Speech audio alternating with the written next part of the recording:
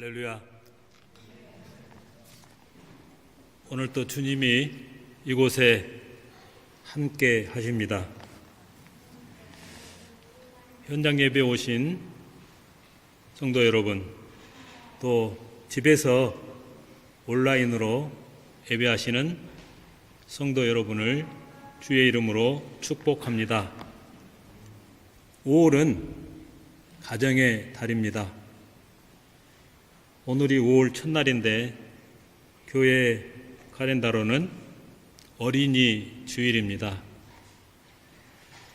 여러분의 가정이 하나님의 나라 가정천국으로 회복되는 5월이 되시기를 주님의 이름으로 축복합니다. 본문 3절에 보니까 하나님께서 자녀를 부모에게 또 우리에게 맡겨 주셨다고 했습니다. 우리에게 자녀를 기업으로 맡기신 하나님의 은혜와 사랑을 생각하며 또 감사하는 한 시간이 되시기 바랍니다. 하나님께서 우리에게 맡겨주신 자녀를 어떻게 양육하면 좋을까요? 그리고 교회에 보내주신 어린 아이들을, 영혼들을 어떻게 하나님의 사랑으로, 사람으로 세워가야 할까요? 이에 대한 진지한 하나님의 지혜를 구하는 시간이 되시기를 바랍니다.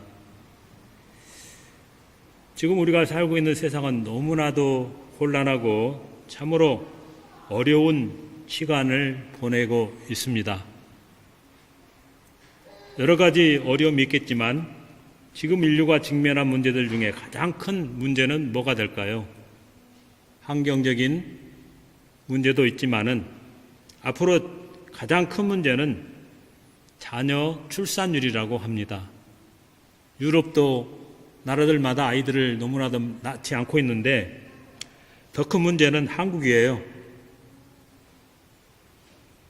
전 세계적으로 아이를 낳지 않아서 문제가 심각합니다.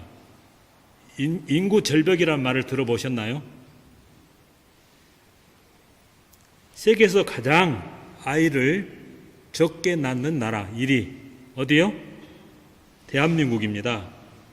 옛날에 중국에서는 아이를 하나 이상 못 낳도록 법적으로 규제를 했습니다. 근데 요즘에 어떻게 바뀐지 아세요? 3명은 낳으라고 지금 한다는 뉴스를 최근에 제가 보았습니다. 여러분, 미래의 밝은 역사와 어두운 역사도 모두 아이를 얼마나 낳느냐, 아이들에게 달려있다는 것입니다. 그러므로 이제 어른들이 자녀에 대한 생각을 달리 가져야 하고 젊은 청년들도 결혼을 꼭 해야 됩니다. 혹시 비혼주의 있어요, 청년? 손 들어보세요. 예수 믿는 사람은 비혼을 하면 안 됩니다. 반드시 결혼을 해야 돼요. 그리고 결혼을 해도 두 사람만 살지 말고 아이를 꼭 낳아야 됩니다. 2명은 낳아야 돼요. 할렐루야. 그걸 하나님이 기뻐하셔요. 그렇지 않으면 교회도 이제 없어지는 거죠. 여러분이 아이를 낳아서 신앙으로 키워서 대를 이어서 하나님께 영광을 돌리고 믿지 않는 사람도 구원하는 그 사명이 오늘 우리 젊은 세대에게 있다는 것을 기억하시기 바랍니다. 우리에게 주신 자녀를 어떻게 양육하고 교육시키냐에 따라서 여러분 개인의 가문과 민족과 개인의 장래도 세계적인 장래도 결정이 된다는 사실입니다.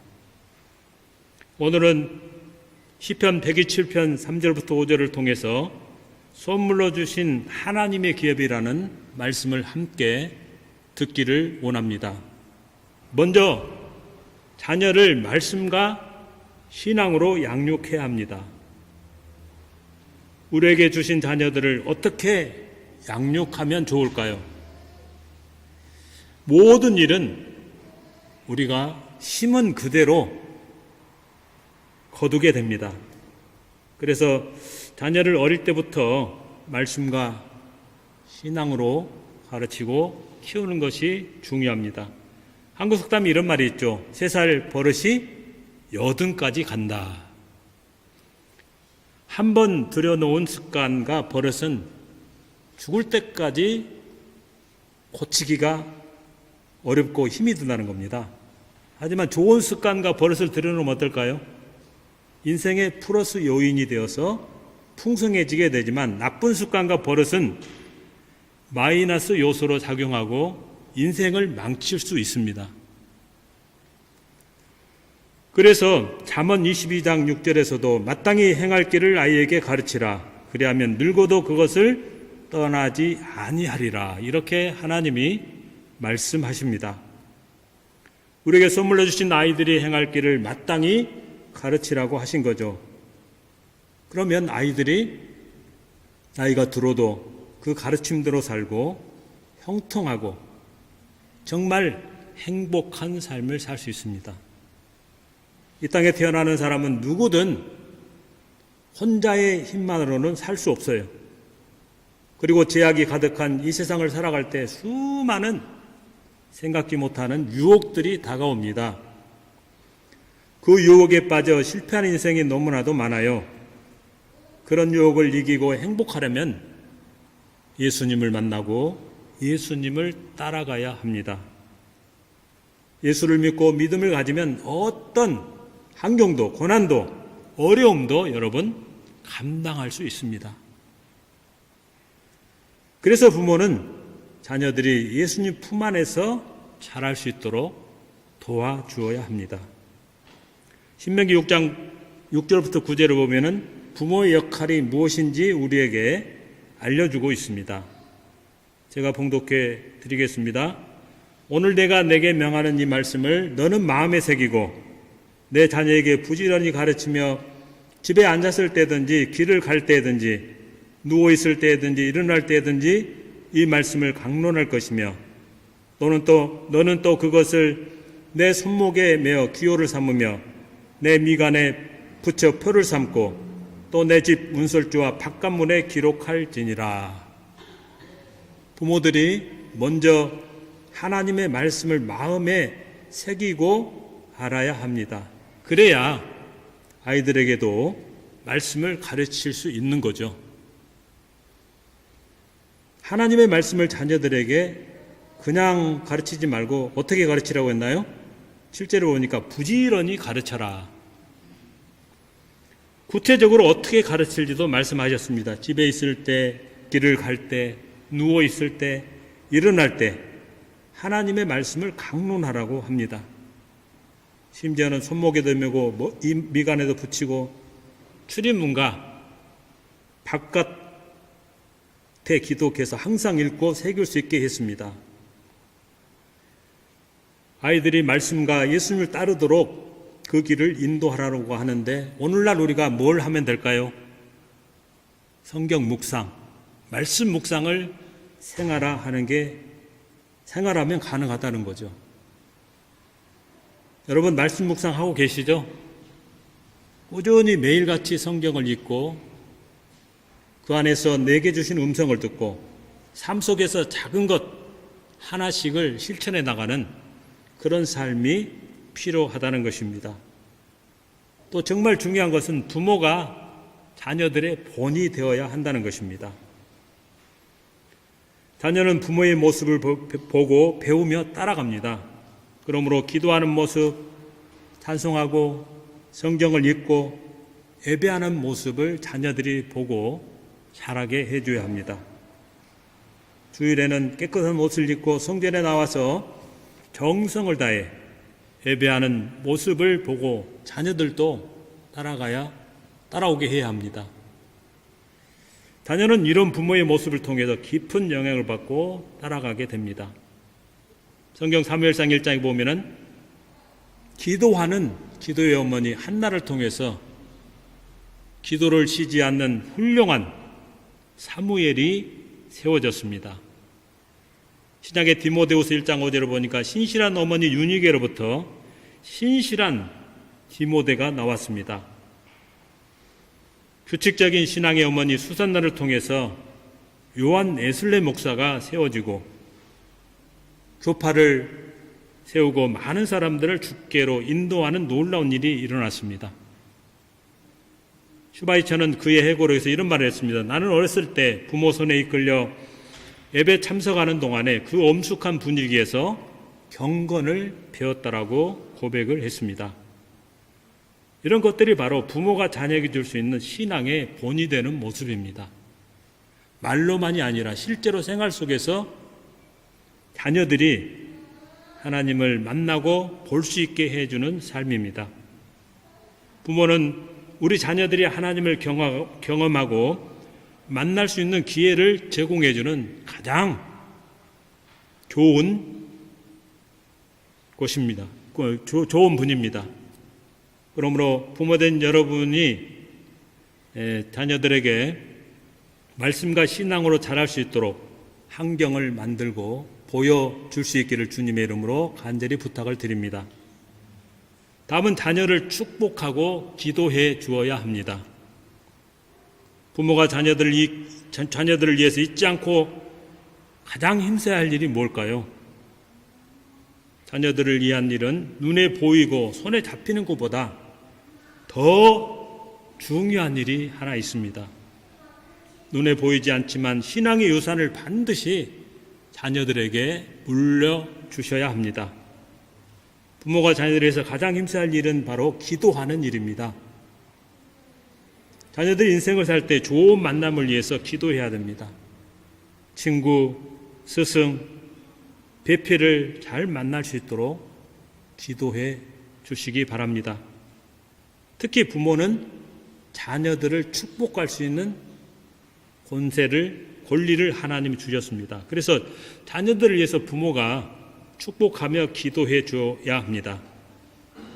그리고 어릴 때부터 자녀들이 위대하다는 것을 말로서 칭찬을 해 주어야 합니다. 특별히 유럽, 독일 땅에 살고 있는 우리 자녀들에게 한국인의 정체성을 꼭 가르치시고 심어주시기 바랍니다. 칭찬을 통해서 아이들의 잘못한 말과 행동도 잡아줄 수 있어야 합니다. 자꾸 꾸짖고 혼을 내면은 기도 죽고 도망갑니다. 그러나 칭찬을 하면서 권면을 하면은 아이들이 받아들이게 된다는 거죠. 복음서에 보면은 예수님이 가시는 곳마다 부모들이 아이를 데리고 예수님 앞에 나왔습니다. 누가복음 17장에 보니까 예수님이 그 아이들을 품에 안으시고 머리에 손을 얹고 축복기도 해주시는 장면이 나옵니다. 부모가 아이들을 위해서 축복기도를 해주는 일이 정말 중요합니다. 학교 가기 전에, 잠자기 전에 꼭 아이들을 위해서 기도해 주시기 바랍니다. 창세기 27장에 보면 야곱이 누구를 속이죠? 아버지 이삭을 속이고 축복 기도를 받기 위해서 거짓말까지 했습니다. 원래는 에서가 받아야 되는데 야곱이 장자의 축복을 받았습니다. 그 기도대로 이루어졌습니다. 기도하는 곳에 하나님의 축복이 임합니다. 그리고 어떤 환경에서도 포기하지 말고 부모는 기도를 해야 합니다. 유명한 성 어거스틴은 탕자 중에 탕자였습니다. 하지만 그 탕자 뒤에는 누가 있었죠?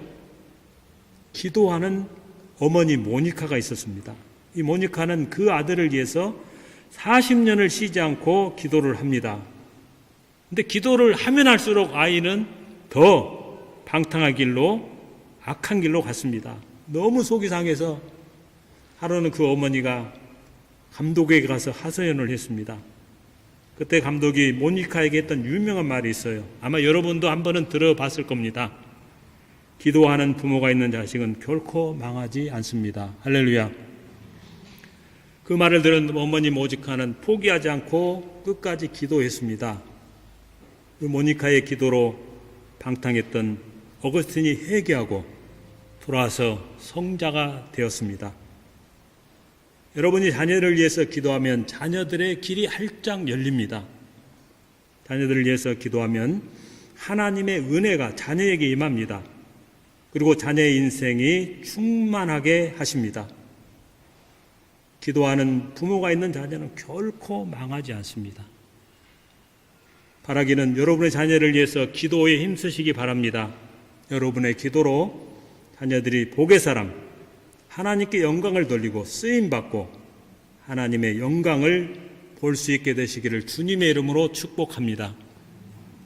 다음은 자녀들의 재능을 찾아 잘하는 것을 하게 해 주어야 합니다. 성경 사도행전 7장 20절에 보면 그때 모세가 났는데 하나님이 보시기에 아름다운지라 그의 아버지의 집에서 석 달 동안 길리더니 모세가 태어날 당시의 상황이 어떤 상황이었나요? 산의 아이가 태어나면 모두 죽이고 강에 던져지는 그런 시기입니다. 모세의 부모는 하나님이 보시기에 아름다움을 보았고 아이의 가능성, 장차 민족의 지도자가 될 가능성을 보고서 3개월 동안을 숨겼습니다.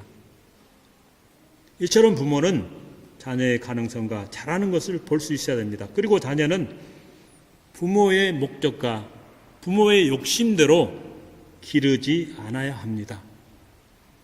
자녀의 장점을 찾아서 응원해주고 그 장점을 붙들고 살 수 있도록 도와주어야 합니다. 그리고 자녀들에게 자존감과 자신감이 정말 중요합니다. 독일의 종교개혁자 루터의 스승 트루트 페터는 이런 말을 했습니다. 나는 지금 어린 아이들을 가르치는 것이 아니라 장래의 이인, 학자, 성자를 가르치고 있다. 이런 말을 했습니다. 트루트 페터는 아이들의 장래성을 보고 그런 말을 한 겁니다. 루터 같은 위대한 종교개혁자가 나왔지 않습니까? 우리도 하나님께서 우리 아이에게 주신 가능성, 가치를 발견할 수 있도록 기도해야 합니다. 그리고 그런 가능성과 가치를 잘 개발하도록 도와줘야 합니다. 정말 중요한 것은 자녀들에게 자존감, 자신감을 심어줘야 합니다. 아이들이 세상에 필요한 사람으로 성장하도록 끊임없이 도와줘야 합니다. 여러분의 자녀들이 하나님의 나라와 영광을 위해서 위대하게 쓰임받는 역사가 여러분의 기도를 통해서 일어나기를 주님의 이름으로 축복합니다. 마지막으로 자녀에게 무슨 유산을 물려주시겠습니까? 대부분의 부모들은 어떻게 하면 우리 자식에게 집이나 재산을 물려줄 것인가를 고민합니다.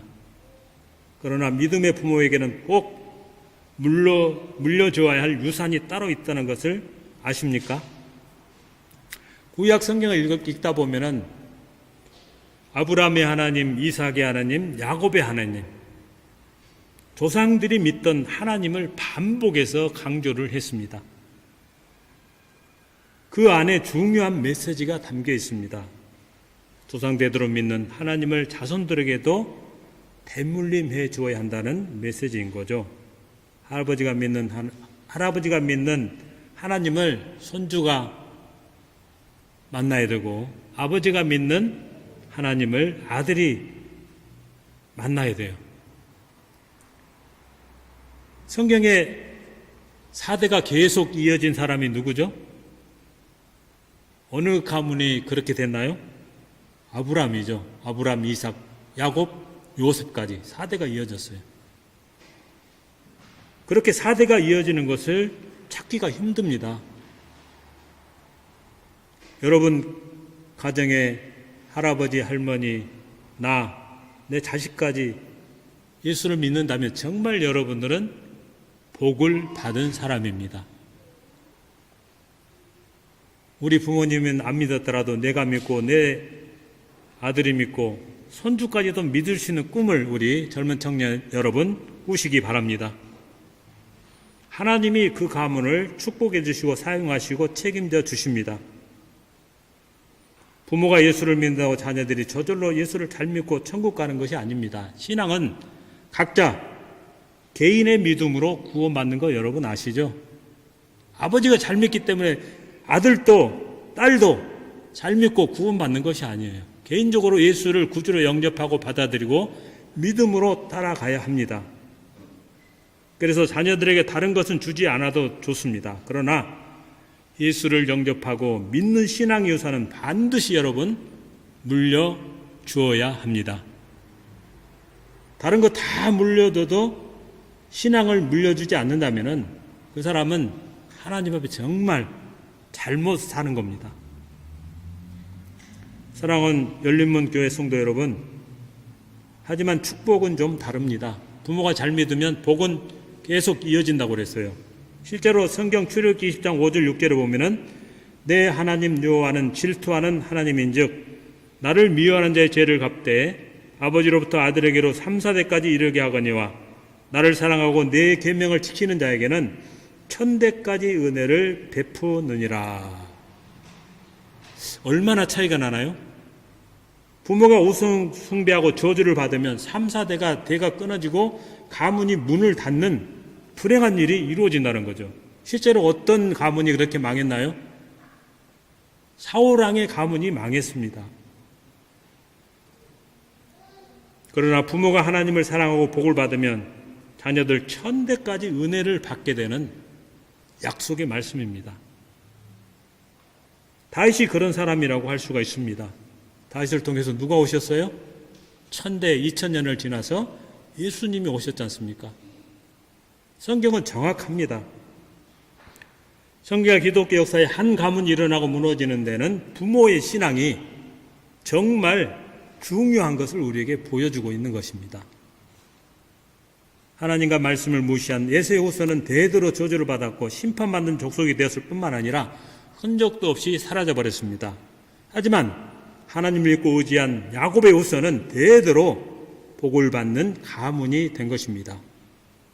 여호수아 7장 25절에 아간은 내투 한 벌과 은 200세겔과 근 50세겔을 훔쳐 그의 아내와 자녀들이 다 돌에 맞고 불에 타 죽었습니다. 민수기 16장에 고라도 모세를 거역하고 하나님께 반항하다 그는 물론 그의 아내와 자손들이 땅이 갈라져서 땅속에 심판받아 죽었습니다. 여러분, 부모의 신앙이 이처럼 중요합니다. 솔로몬은 이스라엘 역사에서 영적으로 가장 큰 복을 받은 왕입니다. 그는 아브라함이 이삭을 드린 거룩한 땅에 하나님의 성전을 짓고 하나님께 영광을 돌렸습니다. 또한 이스라엘 왕 중에 가장 큰 육체적인 복도 받았습니다. 그 이유가 무엇이었을까요? 아버지 다윗으로부터 신앙의 유산을 물려받았기 때문입니다. 그런데 다윗의 신앙의 유산이 뭐죠? 하나님의 전을 건축하고 여호와의 율법을 지키며 살아야 한다는 것입니다. 여러분, 신앙의 유산, 자녀들에게 땅을 물려주고 재산을 물려줄 수도 있어요. 그러나 정말 중요한 것은 신앙의 유산을 물려주는 일이 더 필요하고 중요하다는 것입니다. 그래야 자녀들이 복된 자가 되고 행복할 수 있습니다. 또한 하나님의 보호를 받게 됩니다. 자녀를 말씀과 신앙으로 잘 양육해서 성경 출애굽기 10장 5절 6절에 약속하신 자손 1000대까지 믿음의 유산, 축복의 유산을 이어갈 수 있기를 주님의 이름으로 축복합니다. 자녀는 하나님께서 부모에게 주신 선물이고 하나님의 기업입니다. 한 가정의 장래와 가문과 국가의 운명도 아이들을 어떻게 키우느냐에 달려 있는 것입니다. 본문 4절 5절에도 젊은 자의 자식은 장새의 수중의 화살 같으니 이것이 그의 화살통에 가득한 자는 복되도다. 그들이 성문에서 그들의 원수와 담판할 때 수치를 당하지 않는다고 강조하고 있습니다. 아무쪼록 하나님께 주신 기업을 잘 양육해서 하나님의 기쁨과 자랑이 되고 그로 인해서 여러분 가정이 천국으로 변화되고 형통하고 행복하게 되시기를 주님의 이름으로 간절히 축복합니다. 사랑하는 열린문 교회 성도 여러분, 지난 3년 동안 하나님 주신 은혜를 간증하고 말씀을 마치겠습니다. 2019년 5월에 우리 집사람이 하우스 아치트와 산부인과에 의사의 진료를 통해서 유방암 의심 진단을 받았습니다. 의사의 도움을 받아서 집 앞에 있는 산부인과 전문 병원 응급실로 가서 진단을 받았습니다. 조직을 떼어내서 검사한 시간이 3일이 걸렸습니다. 가슴에 혹이 생겼는데 2.5cm였죠. 갑자기 닥쳐온 일에 너무 충격을 본인이 받았고 저와 딸도 놀래서 함께 3일 동안 금식하며 기도했습니다. 기도하는 동안에도 종양이 음성이 아니기를, 양성이 아니기를 간절히 기도했지만 3일 후 조직검사 결과는 유방암 악성 판정을 받았습니다. 그런데 감사한 것은 그 어려운 때에 의지할 수 있는 주님이 있어서 감사했습니다. 절망적인 상황 속에 오늘 아침에 말씀을 읽고 묵상하며 기도하는데 하나님이 잠언 25장 4절에 말씀을 주셨습니다. 은에서 찌꺼기를 제하라. 그리하면 장색에 쓸만한 그릇이 나올 것이라. 걱정과 두려움에 휩싸였던 집사람이 그 말씀을 받고 아하, 하나님이 내게 있는 나쁜 것을 제거하고 다시 쓰려고 하시는구나. 그런 깨달음이 있으면서 평안한 마음을 갖게 되었습니다. 그때 저는 분명한 하나님의 특별한 은혜가 있을 것을 기대하고 있었습니다. 여러분, 병은 어떻게 하라고 그랬죠? 소문을 내라고 했습니다. 사람들에게 알려야 도움을 받을 수도 있고 또 치료도 받을 수 있습니다.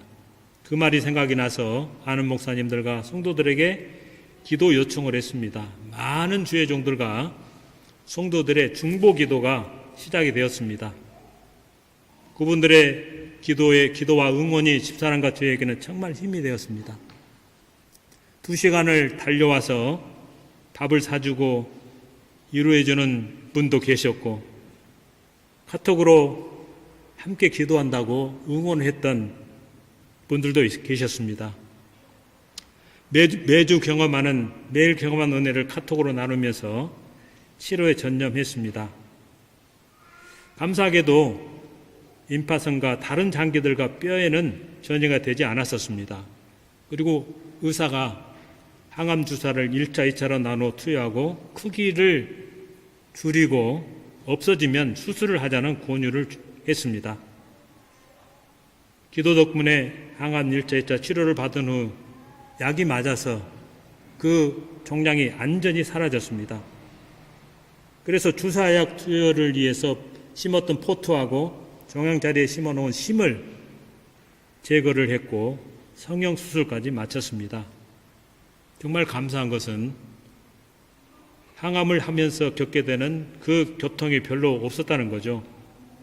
주일 예배를 빠지지 않고 먹는 것도 잘 먹고 잠도 잘 잘 수 있도록 하나님께서 특별한 은혜를 베풀어 주셨습니다. 집사람의 경우는 호르몬이 아닌 유전적인 변이라 딸들에게도 영향이 미칠 수 있다고 해서 두 딸과 또 처제까지도 검사를 해봤지만 이상이 없었습니다. 치료 과정에 안전 절제를 선택했기 때문에 방사선 치료는 하지 않아도 되었습니다. 2020년 9월까지 모든 가정이 합력하여 손이 되게 하신 하나님의 놀라운 은혜를 집사람과 이야기를 하면서 감사했던 생각이 납니다. 하나님께서 유방암이라는 절망적인 질병도 치료해 주시고 살아계신 하나님을 만나고 믿음의 가족들의 중보의 소중함을 다시 한번 경험하게 하셨습니다. 예수 믿는 사람들 사는 곳이 각기 다르고 그럼에도 불구하고 함께 중보 기도할 때 하나님의 일하심을 체험할 수 있었습니다. 햇수로 3년째 정기적인 검사를 하면서 건강하게 지내고 있습니다. 지난 3월 산부인과와 하우스 아치트 피검사에서도 이상이 없고 건강하게 생활하고 있습니다. 뿐만 아니라 지난 3년 동안 코로나19로 많은 사람들이 고통스러운 시간을 보냈습니다. 저희 교회도 함부르크 소망교회도 하나님의 은혜로 지켜주셔서 처음에 한 4주, 5주 동영상으로 예배를 하고 5월 20일부터 20년 5월 20일부터 지금까지 현장 예배와 온라인 예배로 하나님을 예배하는 은혜를 주셨습니다.